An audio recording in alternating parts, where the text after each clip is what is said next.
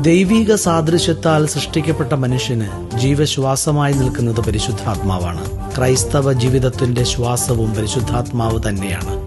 ഈശോ തന്റെ ശിഷ്യഗണത്തെ വചന പ്രഘോഷണത്തിന് അയക്കുന്നത് അവരിൽ സഹായകനെ നിശ്വസിച്ചുകൊണ്ടാണ്.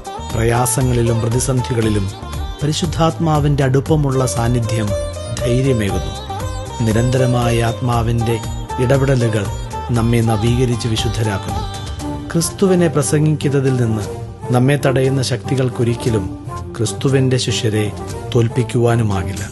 ദിവ്യസ്നേഹജ്വാലയായി ജീവനേകും ശക്തിയായി ആത്മാവേ വന്നിറങ്ങണമേ, ആത്മാവേ വചനമേകണമേ.